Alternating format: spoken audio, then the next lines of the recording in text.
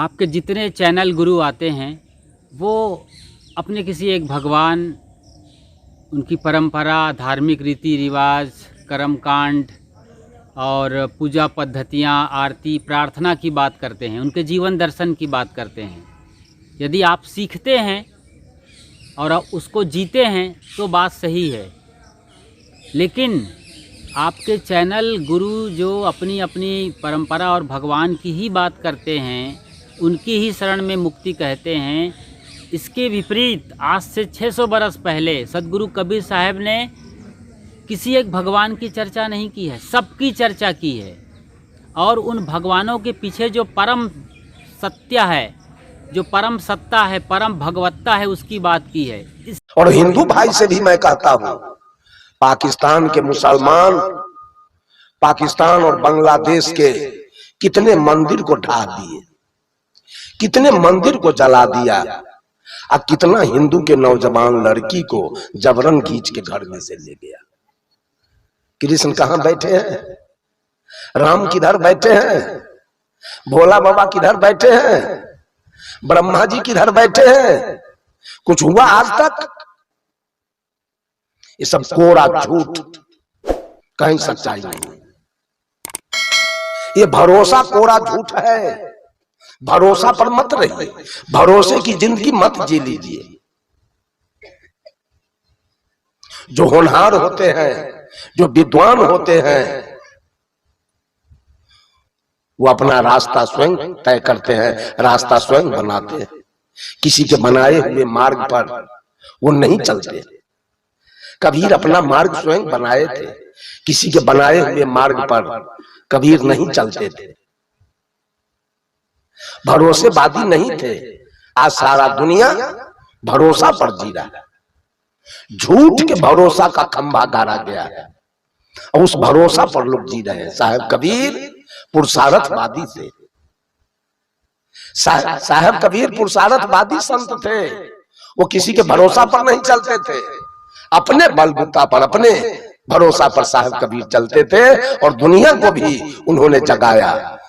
सुखिया सब संसार खाए नींद सोवे, दुखिया साहेब कबीर जागे और रोवे। साहब कबीर तो सबको जगाते थे, बेटा जग जा, अगर कुछ पाना है, अगर कुछ होना है तो जग जा। भरोसा पर एक मंदिर बना लिया, उसी का भरोसा कर लिए, भगवान बेड़ा पार कर देगा। अगर आपका भगवान आपका बेड़ा पार करेगा तो निश्चित रूप से सारे मुसलमान दोजख में चले जाए। इसलिए कि हमारे भगवान का पूजा वो नहीं करता है, करेगा। हम लोग पूरब घूमते हैं तो वो किधर घूमता है? एक एक मुसलमान आप कहीं जाकर के गौर करके देख लीजिए, एक भी मुसलमान और मुसलमानिन रात्रि में सोएगा तो किसी का पैर पश्चिम की दिशा में आपको नहीं मिलेगा। बुर्बक से बुर्बक मुसलमान होगा, ढहलेल से ढहलेल मुसलमान होगा, उसका भी पैर पश्चिम की ओर आपको नहीं मिलेगा। हिंदू भले ही पूरा पैर करके सो जाए, हो सकेगा, लेकिन एक भी मुसलमान पश्चिम पैर करके नहीं सो सकेगा। तो सब पूरब, सबका पैर है पूरब। हमारा भगवान किधर है? हिंदू का भगवान पूरब। तो पुरबारी भगवान के देह पर ठनका गिर गया कि उसको कुछ नहीं करता है।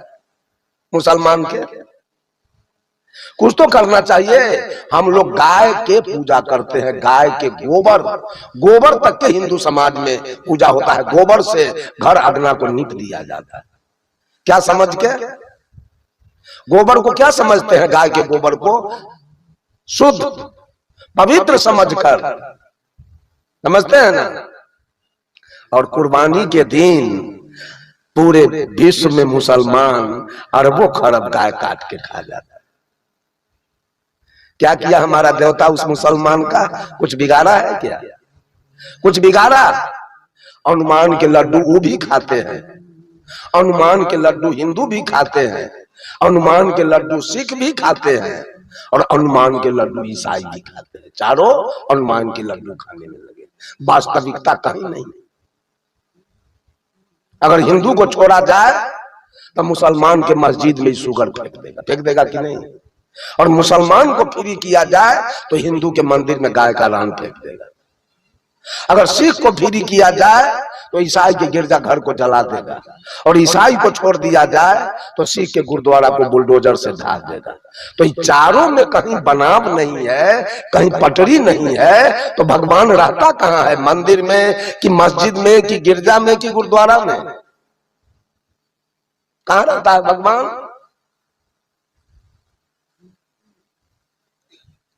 और भगवान की जाति किसने बनाया? भगवान हिंदू कैसे हो गए? भगवान मुसलमान कैसे हो गए? भगवान सिख कैसे हो गए? भगवान ईसाई कैसे हो गए? चार जाति में भगवान को किसने बांटा? जिस दिन हम लोग जन्म लिए थे, मां के गर्भ से बाहर आए थे, उस दिन हम हिंदू थे, मुसलमान थे, सिख थे, ईसाई थे। क्या थे उस दिन? उस दिन हम क्या थे? उस दिन हम इंसान थे। न हम हिंदू थे, न मुसलमान थे, न हम सिख थे, न ईसाई थे, न हमारा कोई सिखा था, न कोई हमारा सुन्नत था, न कोई हमारा पंचकटार था, और न कोई हमारा बपतिस्मा था।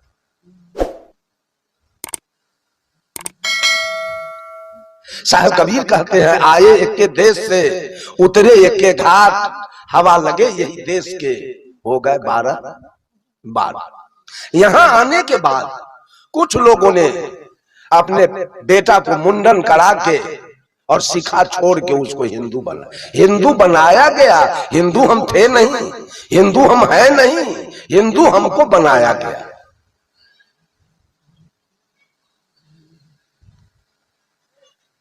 लड़का को सुन्नत करा के उसको मुसलमान बनाया गया। वो मुसलमान आया था नहीं, मुसलमान बनाया गया। सिख कोई था नहीं, सिख बनाया गया। पंच कटार करा के उसको सिख बनाया गया। और ईसाई भी कोई नहीं था, बपतिस्मा करा के उसको ईसाई बना दिया। जो हिंदू बने वो मंदिर बनाया, जो मुसलमान बने वो मस्जिद बनाया, जो सिख बने वो गुरुद्वारा बनाया, जो ईसाई बने वो गिरजाघर बनाया। हिंदू के मंदिर में कथा कीर्तन हो रहा है, रामा रामा हरे हरे, हरे कृष्णा हरे हरे।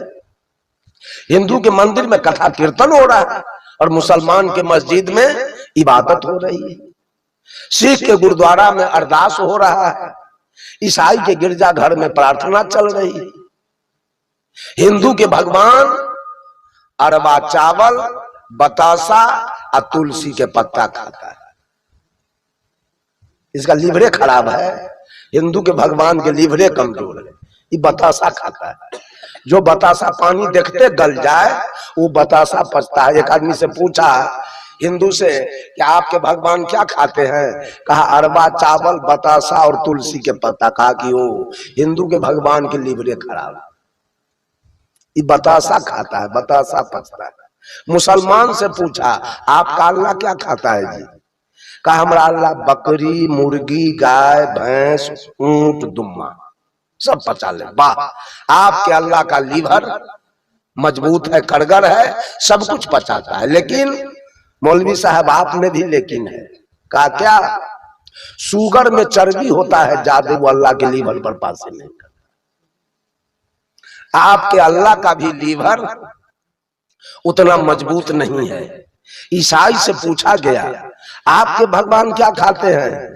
कहा हमारा भगवान गाय और सुगर दोनों खाता है। आपके भगवान का लीवर मजबूत है, वो गाय और सुगर दोनों। यही तो तमाशा है भगवान का, यही सब तमाशा है भगवान का। मंदिर किसने बनाया?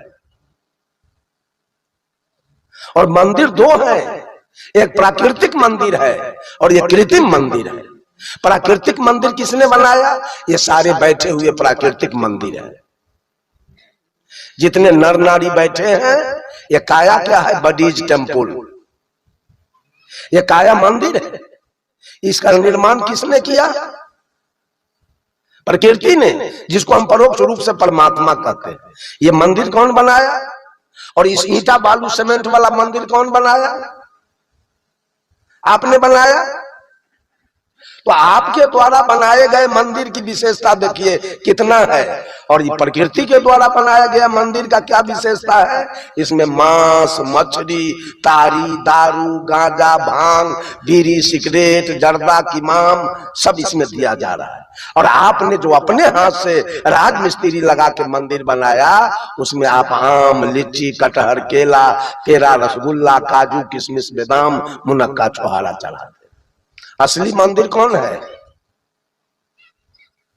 एक लड़का बीए में पढ़ रहा था और उसका परीक्षा निकट में आ गया। लड़का की तैयारी नहीं थी, तो लड़का उदास था। एग्जामिनेशन में क्या लिखेंगे, तैयारी तो कुछ है नहीं। एक आदमी पूछा, रे तुमको बड़ा उदास देखते हैं, बात क्या है? कहा क्या कहें, परीक्षा निकट आ गया और तैयारी कुछ है नहीं, तो हम क्या लिखेंगे? कहा एक काम करो, बगल में एक मंदिर है, चले जाओ, अब भगवान से वहां आशीर्वाद ले लेना, तुम्हारा डिवीजन हो जाएगा। भावुकता बस वो लड़का गया। वहां गया तो वो मंदिर कबीर पंथ का था। मंदिर कबीर पंथ का था। महात्मा जी बगल में बैठे हुए थे। गया, महात्मा जी को दंडवत किया, कहा बाबा मंदिर किधर है? कहा बेटा बात क्या है? कहा आगे परीक्षा देना है, तैयारी कुछ है नहीं, तो भगवान से आशीर्वाद लेने आया। महात्मा जी ने कहा बेटा यही तेरी काया मंदिर है और इसी के अंदर में आत्मा राम का निवास है। जाओ, मैं तुमको आशीर्वाद देता हूं, आज से लगन, परिश्रम और प्रयास तीनों जारी करो और तुम्हारा फर्स्ट डिवीजन हो जाएगा। लड़का थोड़ा मायूस हो गया, वो तो फोकट में गया था आशीर्वाद पर डिवीजन मारने। महात्मा जी तो काम बता दिया। उदास होकर अपने घर आया और महात्मा जी के विचार को अपने जीवन में चरितार्थ किया। लड़का लगाया लगन, किया परिश्रम, प्रयास जारी रखा और एग्जामिनेशन में जाके बैठा और फर्स्ट क्लास फर्स्ट निकाल दिया। वो प्राप्तांक लेके, मार्कशीट लेके अपने घर आया और अपने माँ को जाके दिखाया, माँ मैं फर्स्ट क्लास फर्स्ट निकाला। माँ कहती है बेटा ये तो माता सरस्वती का कृपा है। बेटा ने कहा नहीं माँ, ये कृपा तुम्हारी है कि तुमने समय से हमको भोजन बना के दिया। कृपा मेरे पिताजी का है जिसने समय से कॉपी, किताब, कलम, ट्यूशन फीस और कपड़ा मुझे समय से दिया। और कृपा मेरे गुरु जी की है जो ईमानदारी के साथ पढ़ाया। और कृपा मेरी है कि मैंने लगन के साथ पढ़ा। इन चारों के कृपा से मैं फर्स्ट क्लास फर्स्ट निकाल। मां नहीं मानी, कहा कि नहीं माता सरस्वती का कृपा, तो पढ़ाया हुआ है। तो सारे लोग पढ़ा दिए हैं लोगों को, वो भूले कैसे? इतने में पिताजी कहीं से आए, पिताजी को मार्कशीट दिखाया तो वो क्या कहा, ये तो भोला बाबा का कृपा है। माता पिता से झंझट होने लगा। देखा माँ बाप की एक ही बेटा है, अब माता पिता हमसे दुखी हो जाए तो ऐसा काम ठीक नहीं है। माता पिता का बात मान लिया। ठीक है तोरे दोनों के बात सही रहे, अब मैं विद्यालय नहीं जाऊंगा, अब मैं पढ़ाई नहीं करूंगा। अब माता सरस्वती और भोला बाबा के पूजा का सामग्री हमको दे दो, अब दोनों का मैं आज से पूजा शुरू करूंगा। पूजा शुरू किया। अगले साल एग्जामिनेशन में बैठा और फेल कर गया। आकर के अपने माता पिता को दिखाया, देखो माँ मैं फेल कर गया हूँ पूजा, भोला बाबा के पूजा, अब माता सरस्वती का पूजा का यही परिणाम मिला। सारे लोग तर्कवादी हैं, तर्क लगाना चाहते हैं। बहुत लोग तो मोबाइल पर हमको गाली देता है, गाली हमको सुनना पड़ता है मोबाइल पर। बहुत लोग तो ट्रेन में मोबाइल से जो देखते हैं मेरा चेहरा मिला लेते हैं और कहते हैं आप ही हैं। अब उस समय हमको इतना डर होता है कि कहीं गोलियां न चला दे। आप ही का प्रवचन चलता है यूट्यूब पर, धीरे से हम कहते हैं जी हमारा ही चलता है। ऐसे ऐसे लोग हैं विश्वासवादी बंधुओं, ये तर्क लगाने की कोई आवश्यकता नहीं है, आपस में लड़ने मरने की कोई आवश्यकता नहीं है। इस संसार को न हिंदू का भगवान बनाया, न मुसलमान का भगवान बनाया, न सिख का भगवान बनाया, न ईसाई का भगवान बनाया। इसलिए आप किसी भी परंपरा में हो, हिंदू मुस्लिम सिख ईसाई जहाँ भी हो, जिसको भी मानते हो मानिए, जो भी कहा गया है आपके धर्म गुरुओं द्वारा वो करते रहिए, लेकिन सदगुरु कबीर साहब को ज़रूर पढ़िए। जहाँ भी उनके बाबत बातें आ रही हैं, उनके गुरु संत बोल रहे हैं, कबीर साहब की जो मौलिक रचना बीजक है, उस पर जो सदगुरु अभिलाष साहब की 2 खंडों की व्याख्या है, उसे ज़रूर पढ़िए, संतों को ज़रूर सुनिए और इस तरीके से सदगुरु कबीर साहब से जुड़े रहिए। क्योंकि सदगुरु कबीर साहब का मतलब होता है परम सत्य, बिल्कुल सूरज जो सबको जगाने वाला है, सबको गर्मी देने वाला है, ऊर्जा देने वाला है, जीवन देने वाला है। सूरज के सामने जैसे अंधेरे एकदम दुम दबाकर भाग जाते हैं, ऐसे ही सदगुरु कबीर के सामने ढोंग ढकोसले, कर्मकांड, पाखंड, भ्रम, अंधविश्वास, जादू, मंत्र, चमत्कार सब छू मंतर हो जाते हैं, दुम दबा के भाग जाते हैं। शुक्रिया, साधुवाद आपका साथ निभाने के लिए, और बहुत जल्द मिलते हैं एक और ख़ास वीडियो को लेकर, एक गहरी बात को लेकर, जो कि बिल्कुल साधारण तरीके से बताई जाएगी और आपका जीवन ऐसे ही खुशहाल, आबाद और सदाबहार बना रहे। बहुत बहुत साधुवाद, शुक्रिया और साहेब बंदगी।